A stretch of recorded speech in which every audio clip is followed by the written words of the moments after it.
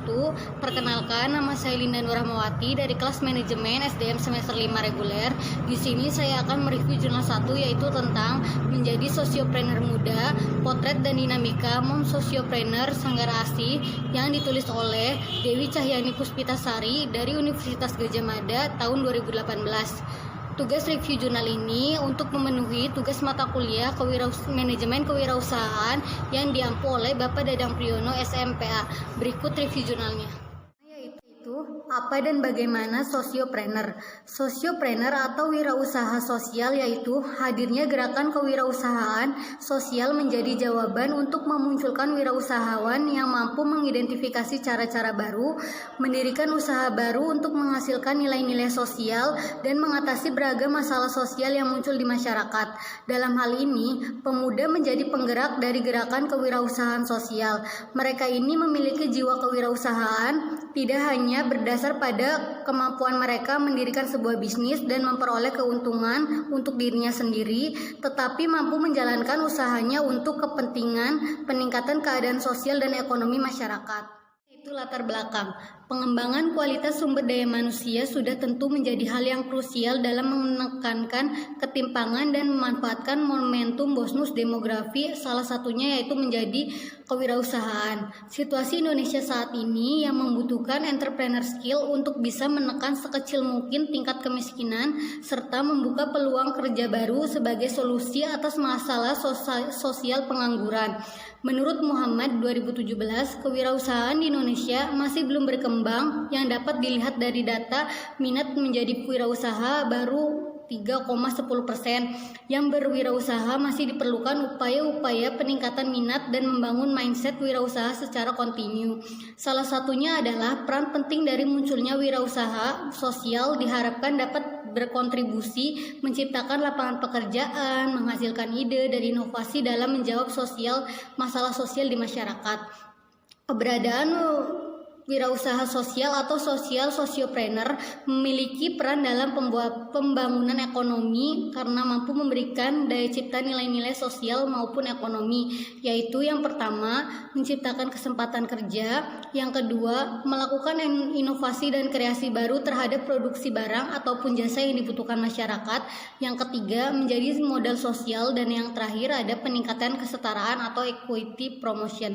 Selain itu, wirausaha sosial juga merupakan agen perubahan yang diharapkan mampu untuk yang pertama melaksanakan cita-cita mengubah dan memperbaiki nilai-nilai sosial, yang kedua menemukan berbagai peluang untuk melakukan perbaikan, yang ketiga selalu melibatkan diri dalam proses inovasi, adaptasi, pembelajaran yang terus-menerus, yang keempat ada bertindak tanpa menghiraukan berbagai hambatan atau keterbatasan yang dihadapinya, dan yang terakhir ada memiliki akuntabilitas dalam mempertanggungjawabkan hasil yang dicapainya kepada masyarakat menurut Sukmadi 2016. Wirausaha sosial ini menurut Sukmadi 2016 menjadikan masyarakat sebagai bagian terpenting dalam pemecahan masalah, bukan menganggap mereka semata-mata penerima bantuan yang pasif. Selain itu, wirausaha sosial bekerja dengan asumsi dasar bahwa masyarakat memiliki potensi dan sumber daya yang mumpuni untuk memberdayakan diri mereka sendiri. Dalam hal ini, peneliti tertarik melacak lebih lanjut profil dari sosiopreneur muda, khususnya perempuan, yang mampu menciptakan dan bertindak sebagai agen of social change, sehingga dapat melakukan terobosan-terobosan untuk menyelesaikan masalah sosial. Kondisi ini bila mengacu pada pendapat dari Tambunan 2016 bahwa di Indonesia, seperti halnya di negara-negara sedang berkembang lainnya, perkembangan wanita, pengusaha atau kewirausahaan di dalam kelompok wanita sangat berpotensi menjadi nomor utama pendorong proses pemberdayaan wanita dan transformasi sosial yang pada akhirnya bisa sangat berdampak positif terhadap penurunan tingkat kemiskinan. Kondisi dan partisipasi perempuan dalam kegiatan ekonomi di berbagai tingkatan menurut jenjang pendapatan maupun pendidikan masih terdapat kesenjangan dengan laki-laki. Menurut Raharjo 2012, tujuan peningkatan peranan perempuan dalam kehidupan ekonomi adalah keadilan yang merupakan inti dari prinsip kesetaraan gender. Masalah kesetaraan gender atau ketidakadilan gender perlu dipecahkan melalui pemberdayaan perempuan, terutama di bidang ekonomi. Pendapat tersebut menunjuk bahwa adanya keterbukaan akses terhadap peluang-peluang ekonomi menjadikan perempuan menjadi punya kesempatan sama untuk menjadi sukses sebagai wirausaha, termasuk sebagai wirausaha sosial atau sosiopreneur. Beberapa tokoh sosiopreneur perempuan di Indonesia telah bermunculan seperti Brutri Mumpuni, Helianti Hilman, Veronica Kolondam dari Yayasan Cinta Anak Bangsa, Dini Yusuf dari PT Toroja Melo, Ajalea Ayuning dari Duaniam, dan masih banyak yang lainnya. Sukses atau tidaknya seorang wirausaha sosial dapat dilihat dari dampak yang mereka ciptakan di masyarakat. Adanya kemampuan memahami suatu permasalahan sosial serta menggunakan prinsip-prinsip kewirausahaan untuk mengorganisasi, menciptakan, serta mengelola suatu usaha untuk menggerakkan perubahan sosial. Mereka ini menjalankan bisnis sosial yang merupakan usaha-usaha yang menciptakan produk, barang, dan jasa yang memaksimalkan manfaat sosialnya. Penjualan ini bukan untuk mengejar keuntungan, tetapi dapat memberikan manfaat secara maksimal pada anggota masyarakat lainnya, menurut Sukmadi 2016. Hal menarik dari profil sosiopreneur muda Sanggar ASI yang menjadi fokus penelitian mampu memunculkan bentuk bisnis sosial yang berorientasi pada kebutuhan dan kepentingan kaum perempuan. Selanjutnya yaitu studi dan pembahasan berdasarkan penelitian jurnal. Secara khusus, kajian tentang pemuda dan wirausaha sosial dapat dimulai dari penelitian Carvalho 2016 dengan latar studi di sektor sosial wilayah Porto bahwa model bisnis sosial dari kewirausahaan sosial ini didasarkan pada berbagai sumber daya dengan mitra dan menciptakan cara menghasilkan banyak nilai. Kerja tersebut berusaha untuk membebaskan kaum muda, meningkatkan kemampuan kerja dan pelatihan mereka, mencegah putus sekolah, mempromosikan kewirausahaan, wirausaha, dan dukungan lain untuk kreativitas artistik dan sebagainya. Mereka selanjutnya dapat membiayai setiap bisnis inovatif dengan menciptakan layanan baru, termasuk pekerjaan, pemantauan, pedagosis sehingga mencegah kegagalan sekolah dan kegiatan sosial seperti olahraga, menari, dan akting teater. Penciptaan nilai ganda mengacu pada gagasan bahwa keberlanjutan organisasi dapat dilihat dari beberapa jenis nilai seperti ekologi, sosial, ekonomi, dan nilai psikologis. Dengan demikian, model bisnis adalah alat konseptual dan operasional yang menggambarkan nilai-nilai seperti ekonomi, sosial, ekologi, dan psikologis yang ditawarkan kepada pemangku kepentingan utama organisasi melalui penciptaan produk seperti baik layanan atau ide, organisasi, dan koordinasi kegiatan utama dari tim kerja serta mitra sehingga dapat mencapai keberlanjutan ekonomi, sosial, ekologi, dan psikologis. Penelitian selanjutnya dari Tanimoto 2012 melakukan kajian penciptaan inovasi sosial dengan mengambil satu kasus LSM lingkungan yaitu HGF Hokkaido Grand Fund yang melibatkan bisnis tenaga angin sipil dan tenaga angin sipil pertama di Jepang. Temuannya adalah dalam proses menciptakan inovasi sosial, wirausaha sosial berkolaborasi dan melakukan hubungan timbal balik dengan pemangku kepentingan. Selain itu, terdapat struktur yang dapat dianggap sebagai kelompok inovasi sosial yang didefinisikan sebagai akumulasi organisasi yang mencangkup perusahaan sosial, organisasi pendukung, lembaga pendanaan, universitas, lembaga penelitian, dan pemangku kepentingan lainnya. Dengan membangun hubungan kooperatif dalam kelompok, bisnis sosial baru lahir dan menghasilkan nilai-nilai sosial serta memberikan solusi sosial.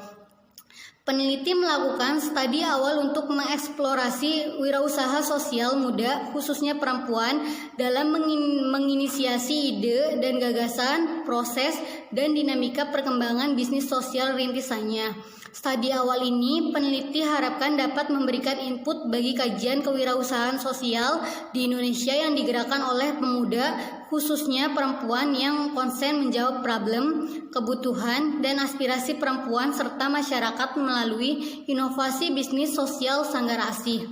Ini berbeda dengan ketiga penelitian di atas yang masih konsen pada model bisnis dan proses penciptaan inovasi sosial. Selanjutnya ada temuan dan analisis Sanggar ASI. Yang pertama, Yang A yaitu keyakinan sebagai kekuatan visi memasuki dunia kewirausahaan sosial. Pengalaman sosiopreneur muda yang selanjutnya disebut dengan Mom Sosiopreneur Sanggar ASI pada tahapan awal memasuki dunia wirausaha sosial adalah adanya kemampuan untuk tetap bersikap profesional dalam menghadapi ketidakjelasan dalam pekerjaan mereka karena sering mendapati pertanyaan tentang jaminan keberhasilan dari bisnis rintisannya dari keluarga dan lingkungan sosialnya. Pilihan Raisika, founder Sanggar ASI, memiliki motivasi berasal dari kegelisahan yang menggerakkan dirinya pada tahun 2014 untuk menginisiasi Sanggar ASI sebagai upaya meningkatkan kesadaran para ibu dalam memberikan ASI. Secara bersama-sama membangun visi dan misi Sanggar ASI, merapikan manajemen, pembagian peran, dan tugas untuk memberikan layanan sosial berupa konseling menyusui serta sosialisasi pada masyarakat. Tingginya permintaan layanan konseling gratis dan undangan mengisi sosialisasi serta perputaran bisnis yang menunjukkan tren meningkat membuat mereka pada tahun 2017 mulai mengembangkan manajemen dengan merekrut karyawan sejumlah 4 orang sebagai tim manajerial dan operasional. Tidak luput juga mendaftarkan secara legal Sanggar ASI sebagai badan hukum usaha dengan nama PT Sanggar ASI Indonesia pada Kementerian Hukum dan HAM. Bila merujuk pada pendapat Asyari dalam Puspitasari 2015 bahwa karakter mendasar dari seorang wirausaha adalah karakter kuat dalam menghadapi tantangan perubahan yang terjadi dalam hidupnya. Seseorang yang tidak akan pernah mundur jika belum tercapai cita-citanya. Daya juang seorang wirausaha sosial diuji melalui berbagai masalah termasuk diri sendiri.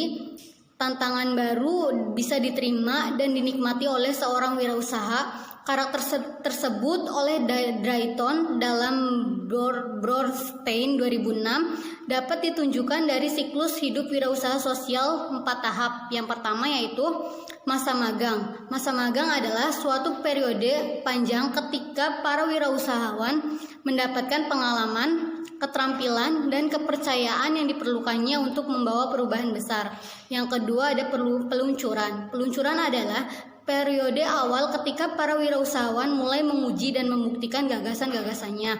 Yang ketiga yaitu tinggal landas adalah periode panjang ketika para wirausahawan mengonsolidasikan organisasinya dan melanjutkan dengan penghalusan dan penyebaran gagasan-gagasan sampai diterima secara luas. Dan yang keempat ada kematangan, titik ketika para wirausahawan telah memberikan dampak yang terbukti pada bidangnya. Ini tampak bahwa sosiopreneur telah berhasil melalui keempat tahapan sehingga dapat memenuhi tujuan sosial Sanggar ASI. Sanggar ASI juga membaca peluang dari sisi penciptaan produk setelah adanya peningkatan kesadaran para ibu untuk memberikan ASI berbanding lurus dengan meningkatnya permintaan kebutuhan perlengkapan pendukung menyusui terutama bagi ibu menyusui yang bekerja. Kebutuhan perlengkapan pendukung tersebut antara lain botol penyimpanan ASI perah, media pemberian ASI perah yang aman seperti gelas Floki, cup feeder, pipet tetes, apron menyusui, collar bag, ice gel, baju menyusui dan lain-lain menurut Raisika 2018. Meskipun produk yang ditawarkan tidak tampak berbeda dengan toko perlengkapan menyusui, tetapi Sanggar ASI mampu menciptakan nilai tambah berbeda yaitu adanya edukasi dan kampanye tentang pemasaran produk pengganti ASI, makanan bayi yang sesuai dengan standar ilmu laktasi dan kode Organisasi Kesehatan Dunia yaitu WHO. Aspek lainnya adalah keterkaitan antara bisnis sosial dengan institusi sosial yang ada di lingkungan sosial dari Mom Sosiopreneur Sanggar ASI. Artinya, keberadaan institusi sosial berupa nilai dan norma memiliki peran dalam mengarahkan serta mengontrol kegiatan bisnis sosial dari Mom Sosiopreneur Sanggar ASI. Nilai-nilai religiusitas telah menjadi common values yang mengidentikan adanya keterletakan sosial pada aspek ekonomi masyarakat setempat. Hal ini dapat tercermin sebagai contoh dalam memberikan pemahaman mengenai menyusui bagi ibu yang menyusui selaras dengan pemenuhan kebutuhan dasar atau hak asasi anak. Yang B Yang B ada merancang sosial dan berfokus pada nilai sosial. Sanggar ASI menunjukkan adanya kepedulian dari ragam layanan konseling maupun edukasi menyusui pada golongan masyarakat sosial ekonomi ke bawah. Ini merupakan kesempatan yang belum difasilitasi oleh klinik laktasi di rumah sakit, puskesmas maupun lembaga swadaya masyarakat atau LSM karena penyediaan layanan tersebut pada umumnya berbayar. Sementara dari sisi bisnis, adanya toko penyedia peralatan dan perlengkapan bayi serta menyusui masih melayani aturan ilmu laktasi dengan konsep kewirausahaan sosial. Menurut Raisaka 2018, Sanggar ASI mampu melakukan berbagai kegiatan dan program sosial gratis kepada masyarakat dengan kemandirian usaha. Keuntungan yang didapat dari kegiatan bisnis Sanggar ASI selain diputar kembali untuk biaya operasional usaha, pengembangan SDM, dan kompetensi tim juga digunakan untuk membiayai semua kegiatan sosial Sanggar ASI, meliputi konseling menyusui gratis, kopdar inspirasi mingguan gratis, kopdar inspirasi bulanan gratis, sosialisasi gratis, dan lain-lain. Menurut pendapat Astuti dalam Puspitasari 2018 bahwa pelaku kewirausahaan sosial perlu membangun kemitraan mutualistik. Misalnya, jika mitra berposisi sebagai karyawan, maka selain mendapatkan alokasi keuntungan, mitra juga mendapatkan pelatihan keterampilan tertentu guna meningkatkan kapasitasnya. Sementara itu, pelaku kewirausahaan sosial dengan aktor di luar aktivitas kewirausahaan sosial dapat menempuh mekanisme kemitraan linear union of partnership yang menitikberatkan pada persamaan tujuan, visi, misi, atau status dari pihak-pihak yang bekerja sama. Yang C ada mengelola inovasi dan jaringan untuk pertumbuhan bisnis sosial. Strategi bisnis yang diterapkan oleh sosiopreneur dalam mengembangkan unit usahanya sangat bervariasi, di mana perkembangan teknologi yang ada telah mempengaruhi proses produksi dan pemasaran sehingga menuntut sosiopreneur untuk merespons secara tepat. Selain itu, situasi perubahan disruptif ini dimanfaatkan oleh sosiopreneur muda untuk mayoritas ada dalam kategori milenial serta familiar dengan media sosial sehingga memunculkan berbagai ide kreatif dan inovatif untuk memenangkan persaingan. Penerapan proses inovatif dalam strategi bisnis oleh sosiopreneur muda melalui rintisan perusahaan mempertimbangkan aspek relasi sosial yang dibangun di atas fondasi kepercayaan. Proses bisnis ini terstruktur dalam hubungan-hubungan non-pasar seperti keluarga, komunitas, atau birokrasi yang terkadang dapat menyebabkan adanya kepercayaan yang datang dan menghilang. Pada gilirannya, relasi sosial merupakan penyokong utama terbentuknya kepercayaan dalam proses bisnis sosial yang sedang dijalankan oleh sosiopreneur Sanggar ASI.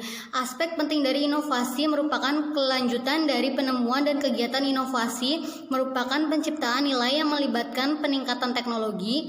Dalam penciptaan nilai tersebut, inovasi harus secara signifikan mampu memberikan nilai tambah kesejahteraan yang dipresentasikan pada layak jual atau diterima pasar atau tidaknya produk atau jasa inovatif tersebut. Lebih lanjut dijelaskan bahwa inovasi erat hubungannya dengan kemampuan untuk memahami kebutuhan dan keinginan konsumen.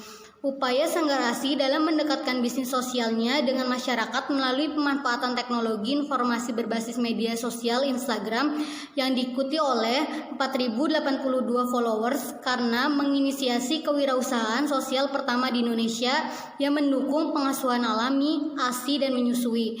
Beragam posting mengenai informasi edukatif, event, layanan konseling, serta katalog produk Sanggar ASI menjadi bentuk sosialisasi pada publik pengenaan bisnis sosial sekaligus sosial marketing berbasis media sosial yang efisien di era milenial.